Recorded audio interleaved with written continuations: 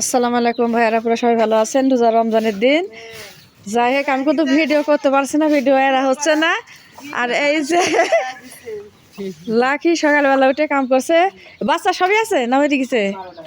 তাই রাবিয়া, তোমার ঘর করতে চলো, ঘর দেখি।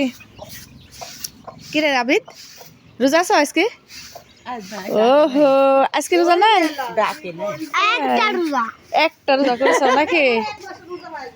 আর হচ্ছে এই যে এই কাজ করা হচ্ছে, এই কাজ কাদের করা হচ্ছে আপনাদের কমেন্টে আপনারা ভিডিওটা আমার শেয়ার করেন, সাবস্ক্রাইব করেন, তারপরে কমেন্টে আপনারা দেন, রিপ্লাই দেন।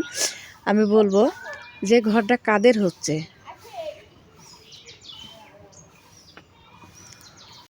আর এই যে এখানে কিন্তু বালু আনা হয়েছে, বালু দিয়ে কাজ করা হচ্ছে। এখানে আপনাদের দেখানো হয়নি, ভরা টানা ছিল, একটাক দিয়ে গেছে, ওইগুলি টানা হয়ে গেছে। আর যেখান থেকে বালু নিয়ে কাজ করছে। আজকে কিন্তু আমি রান্না করব ডিম দিয়ে, আলু দিয়ে। এখানে না ভুল হয়েছে। এখানে কদু আর আলু দিয়ে কুটে রেখেছি। আর এই যে ডিম সিদ্ধ করা হয়েছে, যে বানানো হচ্ছে। এই ডিম দিয়ে, কদু দিয়ে, আলু দিয়ে রান্না করব। আর ধরেন রোজা থাকে কি তরকারি রানলে পারে হচ্ছে নষ্ট হয়। কারণ তো তরকারি রাঁধতেছি ওরমভাবে আছে, তারপরও হচ্ছে ফেলা দিতে ময়া করে। জিনিসপাতি অপচয় করা আমার পছন্দ না, খুব খারাপ লাগে। তো এই জন্যই অল্প করে রান্না করব। আর আজকে কোনো ইফতার তৈরি করবো না। ছেলে বলতেছে যে হচ্ছে তাই কোনো ইফতারি তৈরি করো না, আজকে কিন্তু খাবো না। তো ধরেন মা ও ছেলে, এই জন্য আমি কোনো কিছু করব না, খালি আজকে বলে ভাতই খাবে। তো এই জন্যে যে রান্না করতে লেগে পড়েছি। ও মা তেল না তাতলে পরে হবে?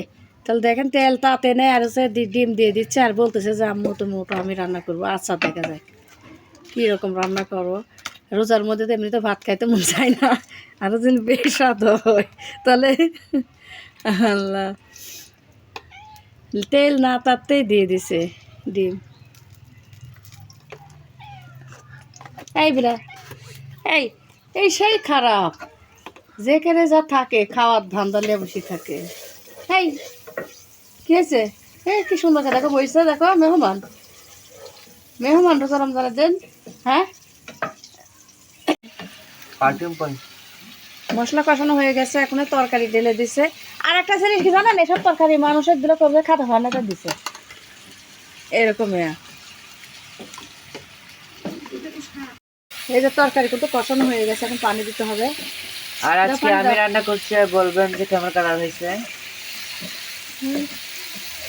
সেই সুন্দর কালার আছে, কিন্তু তরকারি কষানো হয়ে গেছে, ফাইন কালার হয়েছে।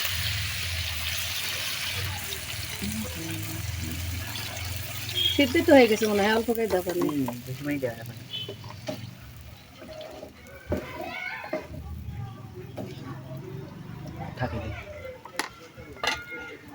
আর এই যে এখানে কত পাপড় ভাজা হচ্ছে।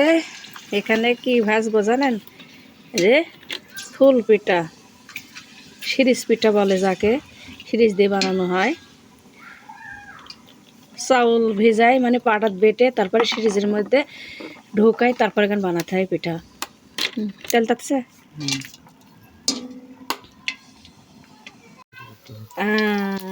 এই দেখো সেই সুন্দর হচ্ছে। আগারগুনি ভালো হয়নি, এখন সেই সুন্দর হচ্ছে।